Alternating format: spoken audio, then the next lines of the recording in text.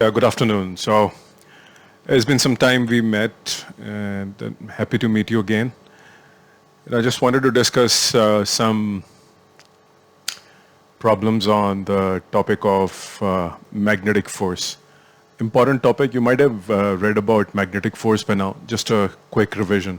So before we do that, let's try to understand the sense of direction. Now, you know that if you have a charge, which enters a magnetic field, which means the charge has a velocity with respect to the magnetic field, the charge will experience a force. Okay, that force is what we are referring to. So if you have to write that force vectorially, it is F is equal to Q, and it is V cross B. Okay. So this is a vector product, and this is called as magnetic force on a charge Q. This charge has to be a positive charge, okay? So the formula is meant for positive charges. If you're given a negative charge, like an electron, reverse the direction of force, okay? So always assume Q to be, like a positive charge. So this is for positive charges. If you get a negative charge, reverse the direction, okay? Reverse the direction of force, okay? And because we're doing a revision, that this particular force, the direction of this force is obtained using the right hand rule, okay? Now, this is also clear to us that this is right hand rule. But I'm just going to do a revision at a very conceptual level. So if I draw a diagram that shows you in 3D, if you have this coordinate axis, and you have this as, your x-axis, this is your y-axis, and this is your z-axis.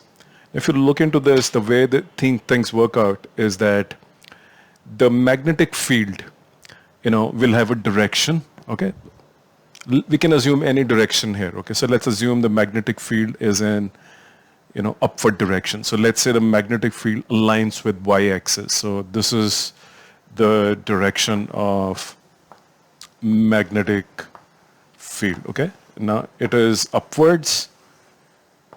So the y-axis, corresponds to magnetic field. Okay, this is 1.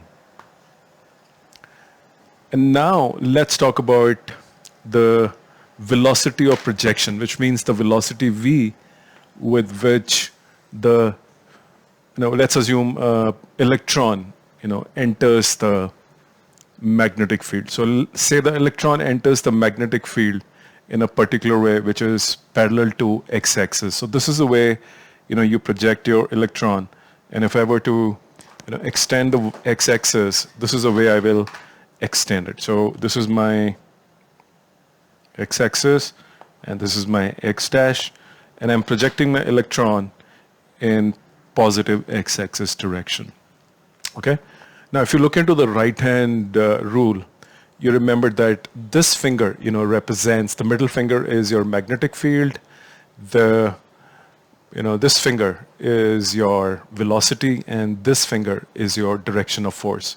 So we know that magnetic field is upward, so I made it upward. I made the velocity, towards the positive axis.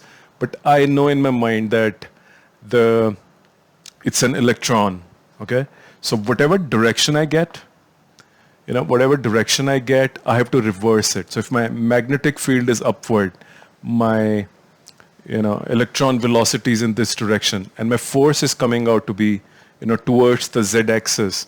I have to actually reverse the direction of force and take the direction of force to be, the other side of z-axis, which is, here. So if I were to show the force, actually the force is in this direction, okay? That's my force. So if I were to draw this on a coordinate axis, my magnetic field is upward. The velocity, of the electron is in this direction. So this is V and this is B. And if I use this concept, my field is this in the my force, which is in the third direction, comes out to be like this, but I have to invert it because it's an electron and the rule is valid for, so I get this as my direction of force, which means, okay, by the way, and here is a concept. So I just wanted to show you this is a real direction of the magnetic field because we have to invert it because this is an electron and the rule is valid for positive charges. Now here is a deal. Now remember that force and velocity are perpendicular to each other in this case. So I will just draw a right angle triangle here and say, this, not a triangle, this is an angle. So this is 90 degrees. And we know whenever force and velocity are perpendicular, the kind of motion, the curve motion we get is the circular motion. So QVB, because V has been projected at right angles, we can write this as QVB, sine of 90 degrees, because the angle between V and B is 90 degrees. So I've written 90. If electron charge is known to you, the velocity of electron is known, magnetic field is known, the magnitude of magnetic force comes into picture. But what about direction? If you look into this figure, we know that this is a situation where the magnetic field force is essentially nothing but a centripetal force where the force and velocity are perpendicular to each other. If you look into the direction of force, which is this, and the direction of velocity is like this, the kind of circle you get because of this, would look like this. So if I were to draw this circle, and imagine, I have, a force which is acting like this, which is this, and a velocity at some instant, is at 90 degrees, tangentially. So I'm getting a circle, which is going to be, like this, okay? But remember the direction of magnetic field is still upwards, which is this, okay? This is the direction of magnetic field. This is my direction of magnetic field, and my velocity vector at some instant here is V, and my centripetal force is V. So if the electron has reached here, the centripetal force is in this direction towards the center of the circle.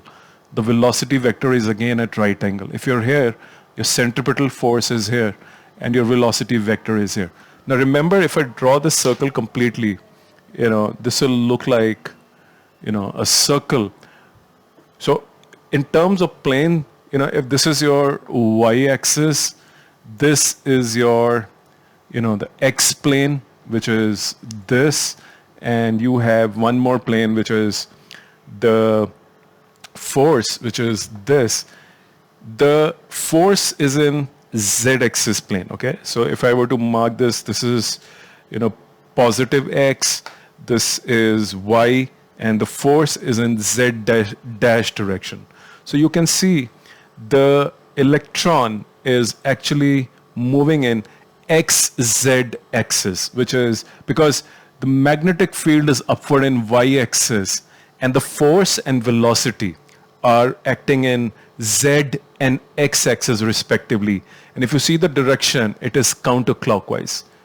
So this is the insight I wanted to bring in, that the circle is like this. This is xz plane, and the magnetic field is upward in the y-axis, and this is your, the sense of direction which, you get in the plane. So this is xz plane. The circle, is in xz plane, and the magnetic field is upward. So you should, when you're solving these problems, you must understand the sense of direction and the planes in which all of this is happening. This is just not about, some QVB and some, trying to do that. You must have very good sense of this, the direction or the planes which are involved. So you can see here the electron is moving in xz plane counterclockwise, and the magnetic field is upwards. So I hope this gave you a good revision of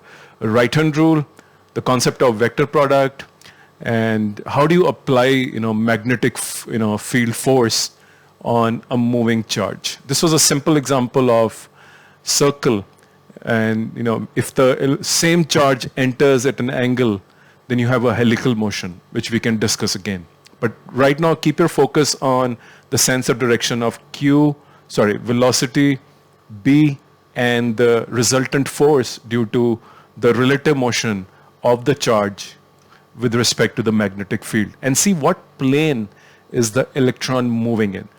You can get these questions in NEET examination and JEE Mains and JEE Advanced or BitSat or AP Physics or Cambridge or IB Board, where they're not only trying to test your knowledge of this expression, but also trying to understand whether you can analyze the direction and planes. Thank you very much.